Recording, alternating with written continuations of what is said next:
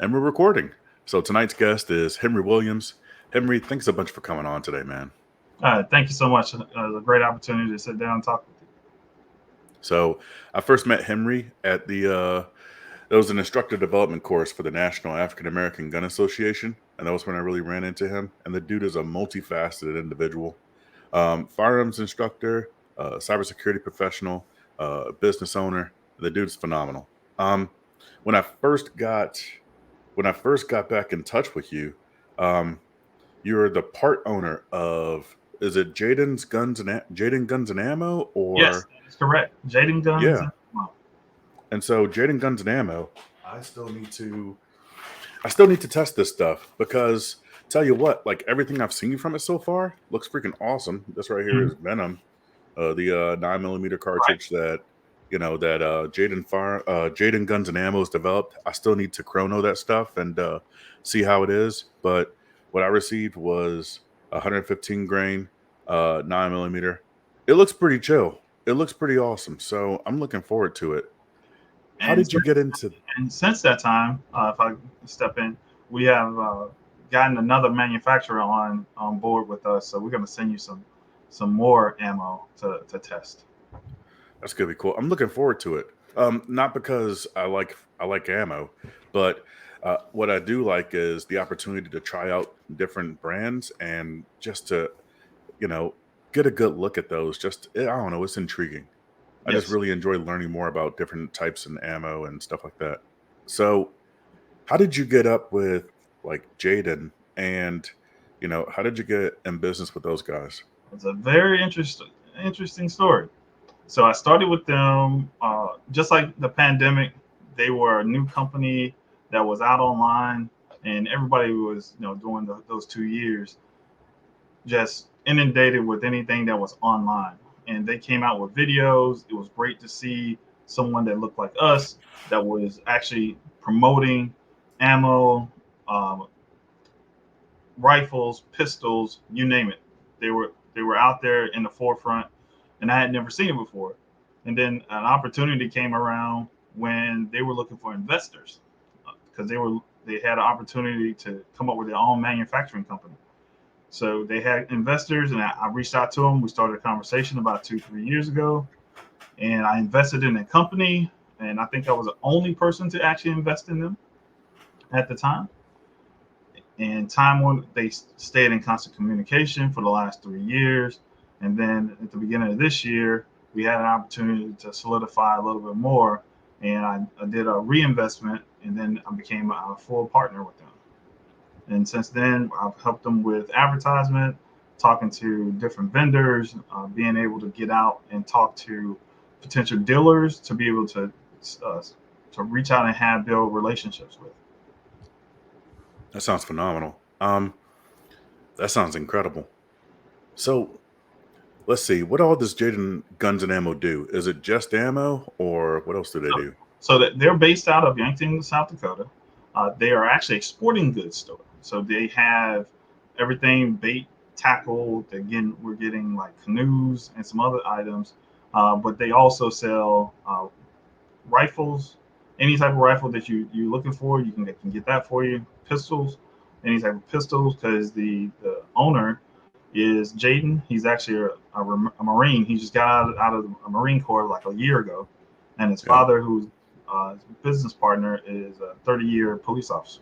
So there's a lot of conversations that we've had, and the father is on site all the time when he's not doing his police work, and the son is getting ready to build the company and expand the brand into Texas as we speak. man, that sounds awesome. Doing big things. What part of Texas do we know? He's so Jaden is actually in Beaumont, Texas. Hmm.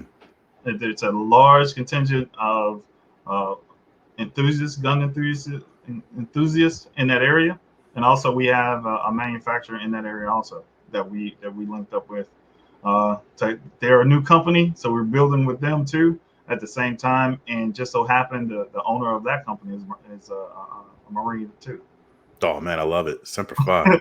I love it, Absolutely. man. That's awesome. Yeah. So that's pretty interesting. So Do we know how much this ammo is going to go for when it hits the shelves finally, or We we our very first push was at the National African American Gun Association convention. We actually drove to the manufacturer that's in Georgia, brought it back to the convention, and sold out most of it at the convention. Currently, it's on sale at jadenguns.com, but we're looking at 115 grain is going to be $16, and 124 grain $16.50. man, it's not bad. Yeah, especially right now, that ain't bad for ammo. Right, So that's pretty cool stuff, dude. I love it. I and love it it. is available today online. Right on. Yeah. So if you do buy some of this stuff, I want to know how you like it. Okay, this right here is Venom, 115 grain 9mm, and yeah, let me know in the comments or shoot me an email. Let me know how you like that stuff, okay? Because I want to get some feedback. So, so you're also doing. You were at the National African American Gun Association. You were at the national conference, dude. How was that? How was that event? Absolutely phenomenal. You're talking about when you walk in, everybody just cordial, as if we're at a Sunday picnic with each other, but we understand that we're there to celebrate and understand and learn about firearms, safety, and what the future looks like for us with this organization. You talking about they had different types. If you were looking to do FFL, if you were looking to just bond with, we had sessions just for women to be able to talk amongst themselves. We had sessions just for men to be able to talk amongst themselves, uh, to build on if you're trying to get into survival, if you're trying to learn how to be out in the woods. There's all kinds of stuff that was out there for you to be able to do under one roof and still get a phenomenal message from our president, Philip Smith, talking about our partners that support us and how we're going to be able to go forward with future partners. Yeah, right on, right on. As a part of that convention, we were able to teach an instructor course, which we have 12 brand new instructors for National African American Gun Association around the country. And many of the instructors, just like when we went through, Vic was there, Keith was there, so we was able to take that information that we learned and teach it back to those instructors, and then we were able to teach to just the general attendees at the convention. So we had rolling seminars. Then because you know that the course is so long, but we taught it in like an hour and 15-minute blocks. Everybody just loved being there, and there's people just coming and going, and just being excited about what we were doing. Man, that sounds exciting. Yeah. So I'm gonna try. I'm gonna try to make it next year. Like, like this year, it was just too much going on. Like, you see how like half of my freaking home office is a playpen. It's just, it was just nuts. But you know what? I kind of like what Naga is doing right now. I like Philip Smith. I like Doug. Doug Jefferson. I like those guys. Hmm. I like Malarel. I love Malarel. Malarel's freaking awesome. Right. So, they're just great dudes. And, I really like what they're doing right now. So I really want to get out there and see them some more. So, And we're looking yeah. forward to possibly traveling and moving some different places to just to spread the word and get what we're doing out. Yeah. Do we know how many members Naga's up to right now? I think we're at like 60 or 70,000. I'm not sure on the numbers, but that Okay. sounds about right.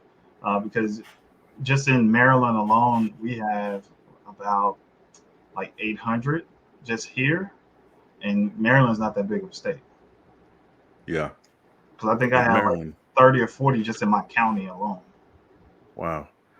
One thing that surprises me about Maryland is how many gun owners are there, but they still have some pretty ridiculous gun laws. So, That is true. Not to go too far into that, but some of the yeah. legislative, they we've like one bill that went through, there was probably 40 or 50 people for a bill, and there was like 300 people against it, and they still voted for it. So it's And that kind of sounds like weird. everywhere. It's that something like that though. So I just don't want to try to make this a political thing, but it's Yeah, just a reality of what happened at one session at that time. But there's many yeah, people who are we're educating people more and to get them to understand how their rights are their rights, just because it doesn't affect you today, but it's a good thing to have so you can just in case you do want to have the right to bear arms in the future, or celebrate what we would say 2A rights. They they will be able to have them in the future instead of just not doing anything about it now. yeah, yeah. I yeah, this isn't a political podcast. Of course.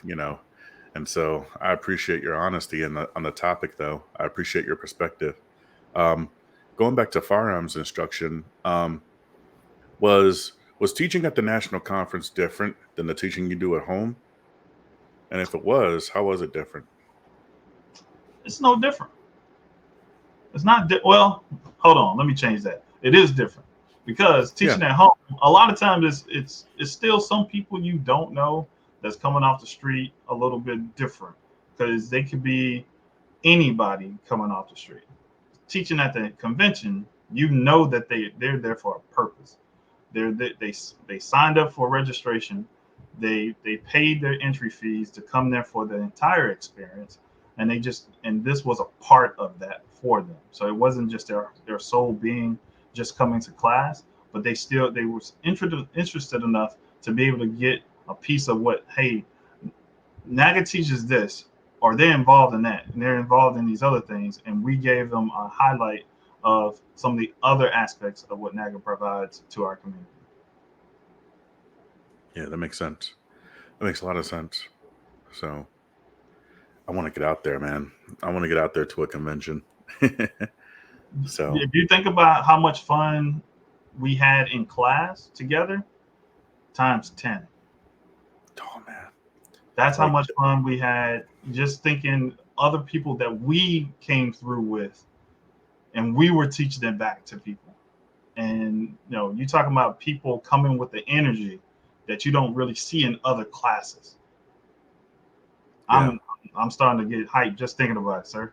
So, yeah, but you think about an opportunity to teach us, to get other people to understand why we teach differently, and why the organization is different than other organizations. yeah, absolutely. Um, yeah, there's other organizations out there like, man, wow. All right. I'm not gonna dovetail into my own personal feelings about other organizations, but you know, but Naga is very different. Um, it's very unique in that way. It's got a whole different flavor. You know what I mean? Like, Well, so speaking of that, if we think about it, everybody has a preference, right? You have a preference for a type of car that you want to drive.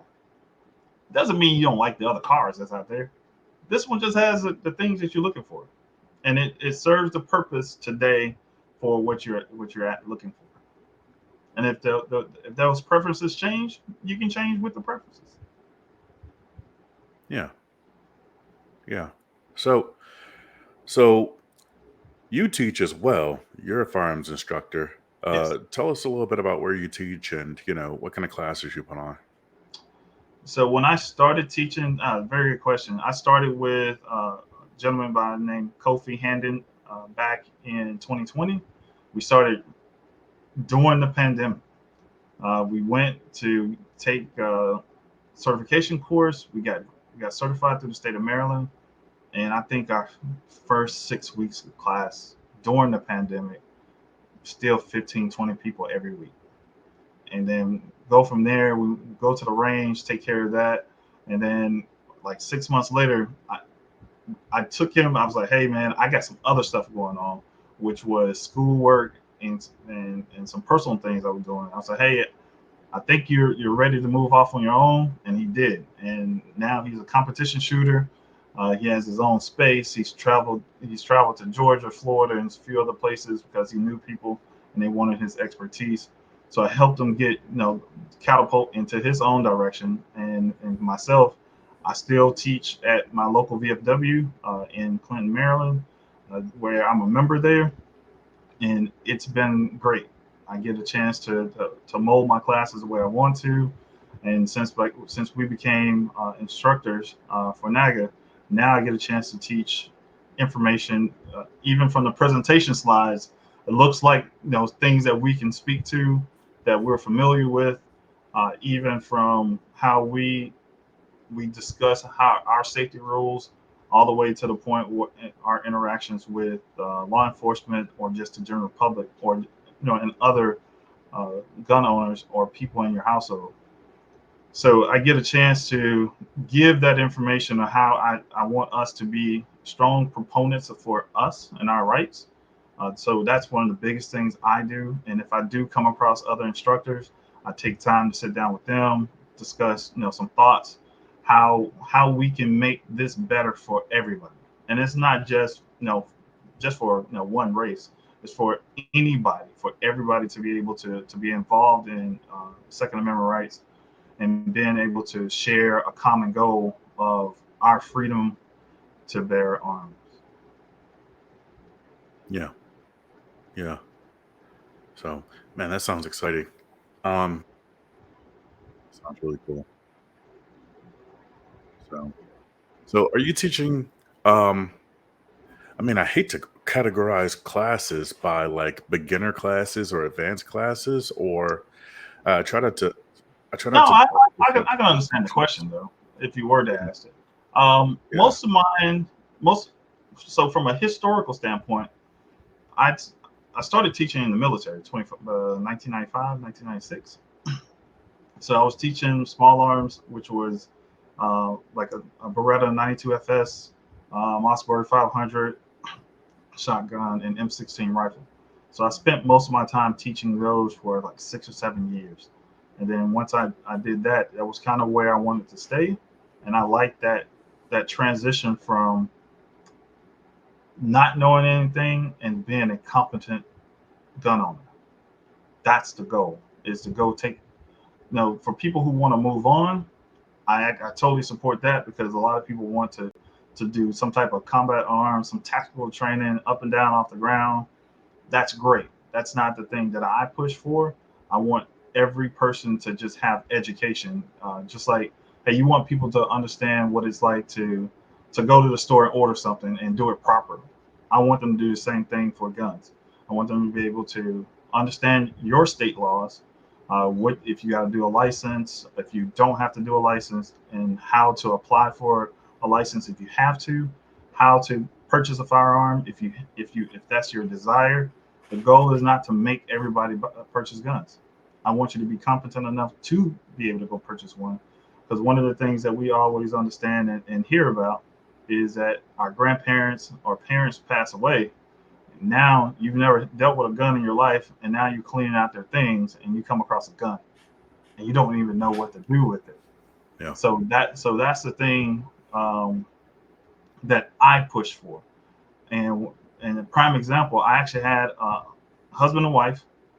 We did a class at the time. It was during COVID, so Maryland allowed us to do virtual training. So we did the virtual training. Then I took them to the gun range and we did hands-on. We was there like 1 or 2 hours just to kind of go over the basics and what it is and Yeah. shoot. There was no requirement to shoot like 100 rounds or anything, but they understood what was being asked of them. Fast forward, like maybe a few days later, the husband and wife was out with some friends. They were out in the country. The friend had a gun in the trunk and said, "Oh, you guys are, just finished your class. You got your HQL. Let's go shoot." And the husband was like, "Hey, man," they opened the trunk. "Hey, is the gun clear?" Very first thing he asked. And the friend was like, "Yeah, man, everything's empty, blah, blah, blah, blah." And then he said, "No, no, no. Is it clear? Did you check it clear?" And the husband was adamant about it. He said, "No, man, okay, I'll check it." Then he went to check it, realized it wasn't clear. So the husband was like, "I'm glad we went to your training, because you taught us valuable things on how to be safe uh, in our community, and just for ourselves, and not to trust somebody else. We always check stuff for ourselves." Yeah.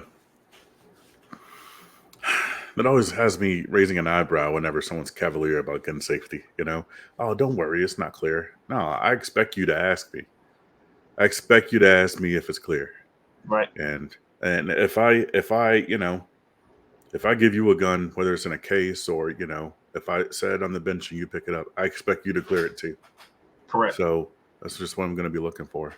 Um, Man, good stuff. Yeah. Anything in the future for firearm safety? Any classes coming up or any travel? Um, actually, one of the fellow instructors, he travels to Seattle, Chicago, and New York, and he and I are supposed to be linking up. I'm going to travel a little bit with him to go teach some classes in different parts of the United States. Uh, yeah, that, and then also he does red dot training with police departments. So I'm gonna pick up a few tidbits from him. I'm gonna try to get to your red dot class if I can. At the same time, hey, multiple people teach different things, and I love to learn from different people. But also, then we have the ability for the instructors who were at the conference uh, to be training counselors for National African American Gun Association. So we're looking at so currently we have three with the people that we brought, looking at adding I think 12, 12 training counselors at one time, and we are already looking at how to co-teach. So we're not trying to have a whole bunch of instructors all over the place. Very strategic in what we're doing, but making sure that we have the outreach for people to get the training that we offer. Man, it's gonna be awesome. I'm looking forward to it. And if you ever come by Memphis, do hit me up. We'll grab some barbecue or something, okay? Oh man, love to. I got a Yeah. house out the way. Got to come Oh back. man. Yeah, I have a house in Atoka, man. Huh. Okay, that's not far from here. Uh, Yeah. So yeah, whenever you're in the area, dude, yeah, let's grab some lunch or something. Definitely, definitely. Look forward to it. That's a couple things I'm clearing my schedule for. Finishing school was a big drain on me. So I was like, all right, I'm free. I can move around a little bit more now without lugging a laptop everywhere I go. Yeah, right on. Yeah, so yeah, that goes into my world as well. So a little bit in the pre-show, I found out something that I didn't know about you. I found out you were in cybersecurity, and Yes. so I'm in cybersecurity as well. I didn't know that we had that in common. I Wow. so I do. I've been in cybersecurity for like 13 years. I have a CISSP and I have a bachelor's in cybersecurity, but Henry here is even more accomplished than I am. Like you got your doctorate, right? Yeah. So I got an undergrad in programming, then I got a master's in network security, and then I got two PhDs, one in cybersecurity and the other one's in technology. That's so incredible, man. That's awesome. Um, so so as far as cybersecurity goes, like what all are you doing in cybersecurity? Are you doing management or are you doing like operational security? Are you in a SOC or what? I'm doing a lot of SOC work right now. Okay. I don't do SOC work. One of the things I do is in authorization and accreditation. I've been on the SOC side. I've done the vulnerability management side on early on. So a lot of things I know now is that I did in the past helps me now. I've done. I've gone through learn pen testing, which is a totally different craft in cybersecurity. A lot of policy work, sysadmin work, network admin work. So network engineer and some network operations things over the years, and Yeah. now I decided to push myself a little bit harder, and try to get into management. And it's like, all right, let's try this out.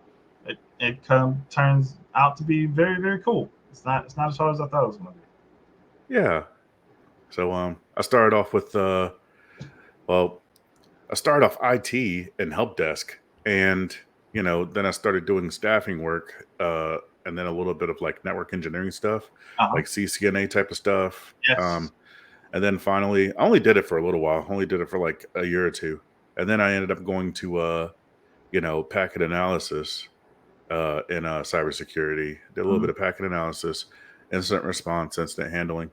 Um, and that was when I finally got into sock work, and I've been doing that for like the last, I don't know, 7 or 8 years. Um, the next thing I do, like, I'm really interested in getting into pen testing Nice. because, yeah, I spent like the last like 11 or 12 years in red team. I'm sorry, in blue team, and I Hmm. kind of want to see how the red team does it, you know. So It's a different like, mindset. yeah, and so I think it'll kind of complete the whole circle. You know what I mean? It will. So It definitely will from a standpoint. If you've been on the blue team side, for those who understand what that is, um, you have to just turn the switch to the other side and say, take no prisoners. yeah, From a cybersecurity standpoint, because now it's like we're looking for ways in, and based on our rules of engagement, we take those opportunities. Otherwise, we just kind of poke at it. yeah, that makes sense. So how do you balance? Um, because I know, especially for me in IT, I'm always on call. So there's Oh, always this, yes, there's always this hanging thread over my head where like there might be something going down, and I might have to like stop what I'm doing to go do things. And you know, if I go out of town or if I have something going on, um, usually I end up having to like pick a weekend where I'm not on call, right. or I just have to take PTO. And you know, is that something that you do, or how do you juggle the IT world and the firearms world? Oh, that's a good question. So even leaving work, going to the convention, I had to do a 1 to 2 weeks prep to just ensure there was no questions that were going to happen while I was gone for it. And I was there on Wednesday. I missed Thursday and Friday, but I still gave my number out for emergency calls, which I don't typically get anyway, because we have some level of backup at work. But the idea is I've had a job like that, and it's tough to be able to be on call and still try to enjoy your individual, days or whatever. Just knowing that you have something on your hip that you have to take the call. Um, or if I know if it's an event that I know I'm gonna go, yeah, I'll just take PTO for it. It's Yeah, just easier, because it's hard to be a 2 or 3 hour flight away and trying to get back to work, especially if it's an emergency that happened. Uh, and that's simple. Storm came through, reset everything, and you got to get everything back up and running. So and that's an emergency in itself. So it's not like it's something crazy happening at work. But I've enjoyed that, the ability to understand what it means to be on call. I did that for I think about 2 years, and I was like, yeah, it's time to go move on to something else. At that time, and I think it made me be a little bit more mission driven because you're on call, and coming from the military, it just enhanced it even more to be on call and say, hey, I just got to work, and there's no crying in IT, you know that. yeah, There's no crying. yeah. Because C-suite is not going to care. Oh, Like we they're heat it not up. going to care. Yeah, you gotta get that uptime. I've seen stuff even in Afghanistan. It snowed, antennas got covered. Hey, I need coverage. Okay, we'll get it up and running as soon as we can. Yep. Oh man, so you know how it is. So let's see here. Um, so we talked a lot about all the stuff that Henry has going on in his world. Anything? Let's see. So we talked about guns and ammo. We talked about teaching firearms and cybersecurity. Um, let's see. So was there anything that we didn't talk about that you're still passionate about? Is there anything that is coming up soon that we haven't touched on yet? There's always something coming up. Uh, One thing that did happen, and you kind of helped me kick this off from a thinking standpoint. Probably I would say in March, we had a conversation about reloading. Yeah, Yeah. So yeah, you kind of you gave me a quick class, which I appreciate on understanding how to calculate. I've got what you call it, but the grains and this and speeds and stuff. Uh, yeah. but since then, I went to a reloading class in April. Oh, awesome, I went awesome. to a reloading class in April. A great guy by the name of Mike. He's probably been reloading for 40 years. So he was teaching me as a one-on-one class. He even changed his schedule to help me out. So he taught me metallic and he taught me shotgun in one weekend. Oh, that's awesome. Um, that in itself, I understand why people reload. Yeah, yeah, It's a, it's a beautiful thing to do. It's calming, um, especially if you're doing competition shooting. You know exactly what you have in your firearm. There's no yeah, questions about somebody just handing you stuff. Nah, I'm good.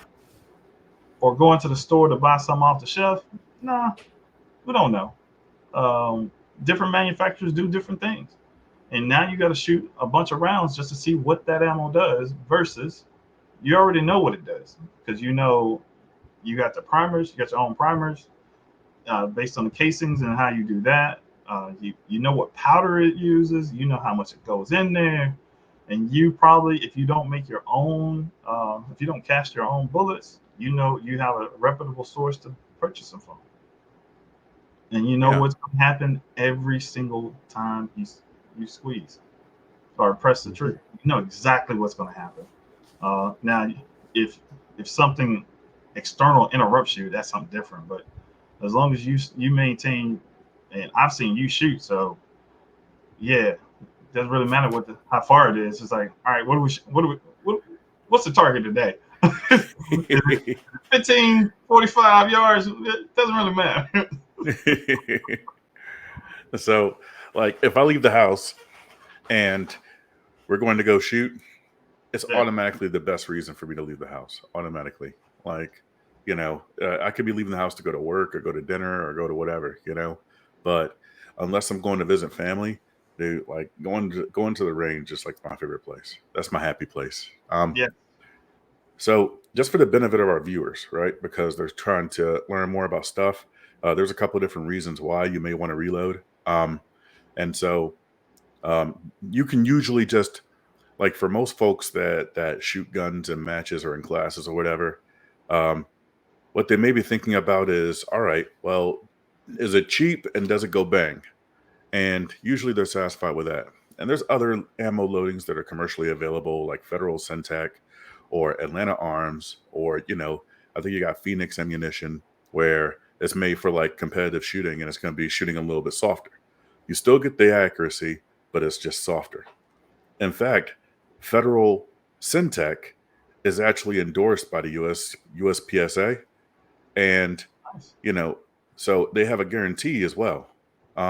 If if you go to a major match, like a state championship or nationals or something like that, and your Federal Syntech does not make power factor, they will refund your match fee.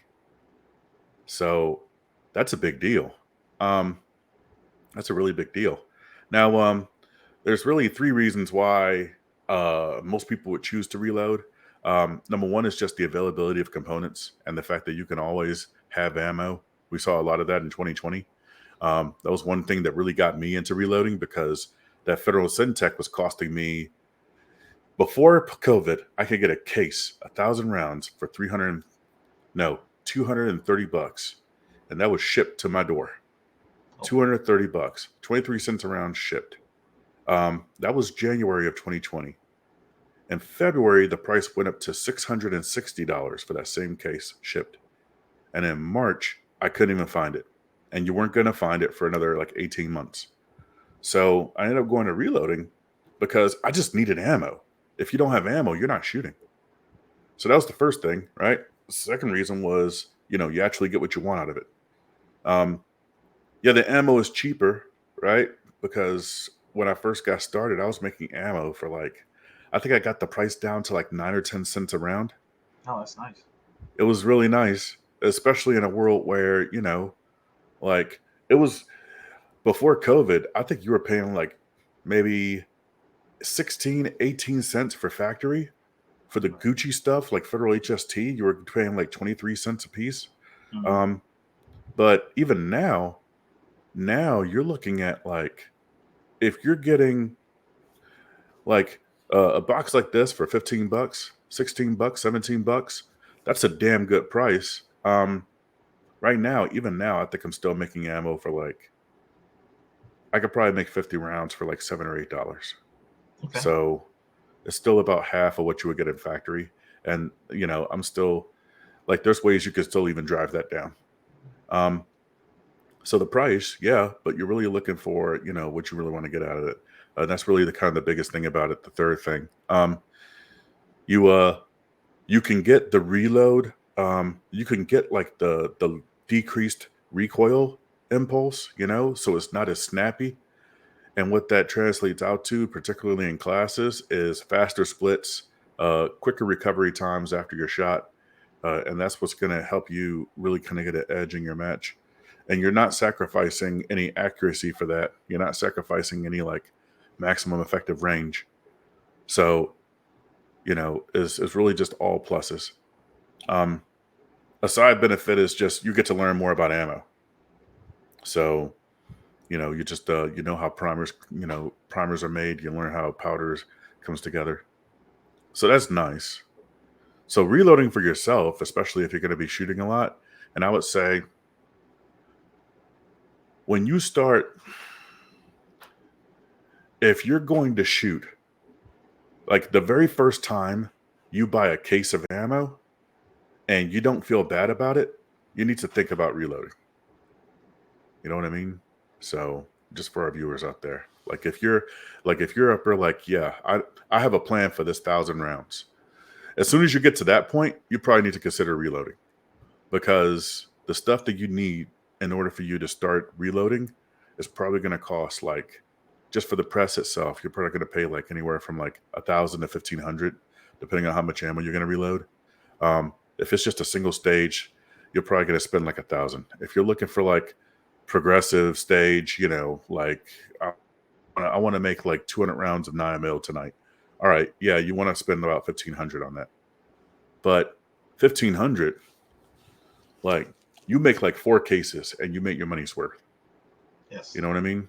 So, um, but yeah, like if you buy a case, if you're at that point where you buy a case and you have a plan for that case, like I'm gonna bring this to a class, or this is gonna be my ammo for the next 3 months.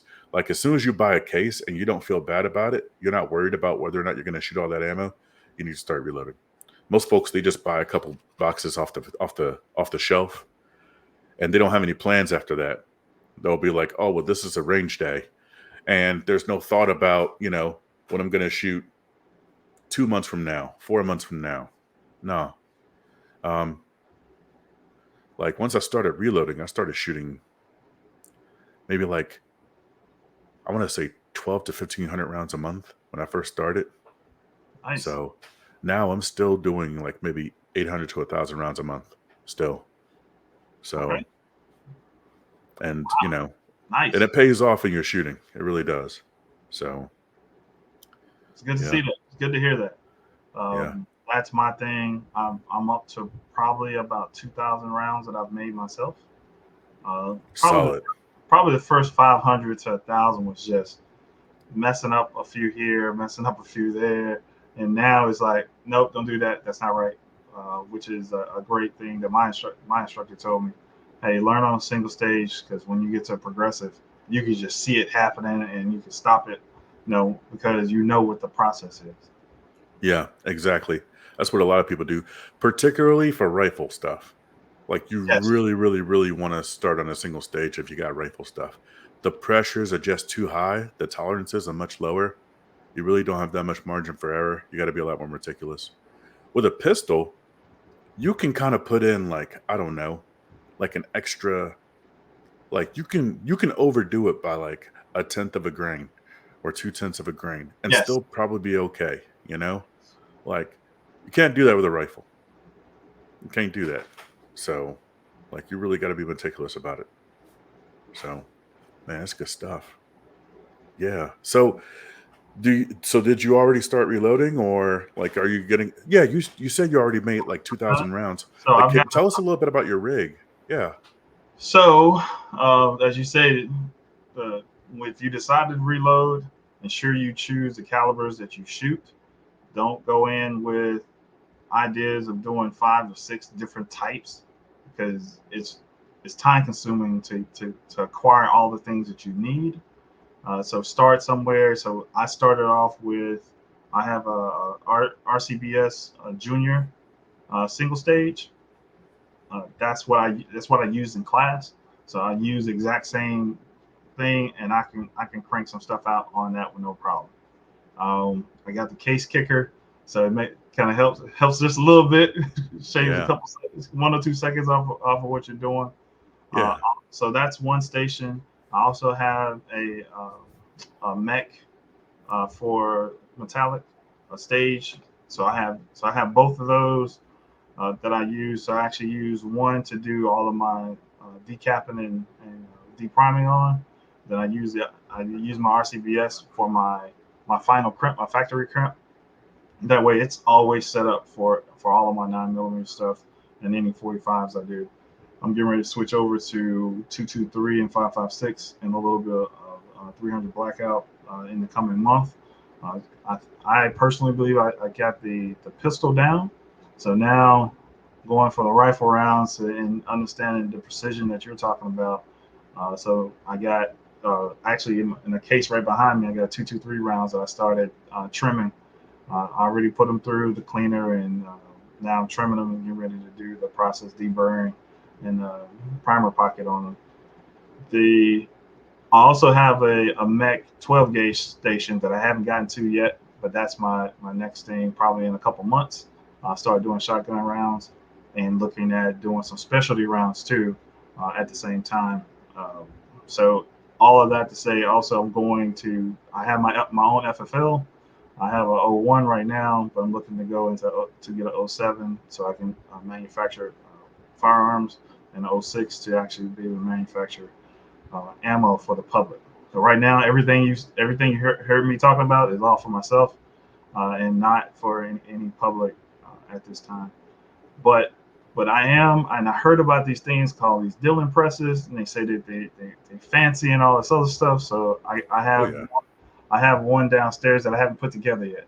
So it's a XL 650, I think, yeah. That's what and I it's have. and this design, this one is set up for 9mm. So that's what I'm going to be using here probably next week. Take some time to put it. I got a table for it already, and its own table because from the size of it and what I saw on the computer screen is pretty large. It's kind of it spreads out. So I have got to create a work area for all of it. But those are the things I'm looking at. And speaking of that, we actually just came across a company that's potentially shutting down their operations and looking to sell us all of their operational equipment to do reloading. So that's a 5 to 6 year plan for Jaeden Guns and Ammo is to be able to do all smaller calibers in house. Obviously, that'll reduce the cost, but we also that's one of our goals. That's gonna be pretty legit, man. I'm looking forward to it. Yeah. So, alrighty. Well, we're coming up on it. We're running up out of time. Tell you what, this has been incredibly enjoyable. I really have enjoyed it. So, Henry, um, like if anyone wants to reach out to you, if uh if we want to like get some more information from you, where can people reach out to you? Where can they get a hold of you? Okay, great question. For me, you can reach out to me. Reach me at Jaeden Guns and Ammo, um, which is Jaden's Guns, JAEDEN Guns.com. That's the website where all of our materials are. To reach me personally, mine I'll give my Maryland phone number. It's just 410-541-6389, or email me at firearms at ltcfirearmsllc.com. You said firearms at Fi- firearms. Firearms, FIREARMS at LTC firearmsllc.com. LTCfirearmsllc.com. Yes, Excellent. So, are you on Facebook or Instagram or I, YouTube or I, anything? I am on Facebook, LTC Firearms, on YouTube, on building a YouTube channel. This is going to be actually the kickoff for that. I appreciate you, sir. Without you, I probably would have never done a podcast. So I appreciate you putting the pressure on me to do it. And that's one of the things I would say as far as instructors, we we we we pressure each other to do the right thing and improve ourselves. This is not something that I would have done, but I feel that this wasn't a big deal. You and I just had a great conversation. Like I said, I appreciate uh, giving me that extra boost to do this. Oh man, like the pleasure was 100% all mine. Like I end up I have a desire to put great people on this podcast and share their story with folks that, that would About benefit. me, So, yeah, absolutely. I had to So, call my friend in here. I think he's talking about you. so, but yeah, all this contact information, I'm going to put in the description of the video and Please, the description of the audio of the podcast. It'll be on Spotify, Apple Podcasts, Google Podcasts, stuff like that. It'll be on YouTube, and it'll be on the Facebook page as well. And yeah, so one more time, I just want to say thanks a bunch to Henry. Thank you for gracing us with your time and your wisdom. We really do appreciate it. thank you for the opportunity to be able to share the information with you and your guest. Yeah, thank you so much. And to everybody that's watching and everyone that's listening right now, I just want to say thank you so much for spending your time with us. You could have spent your time doing anything else, but you're spending it with us, and that's not lost on me. I really do appreciate it. And thanks for watching and listening, and welcome to Memphis.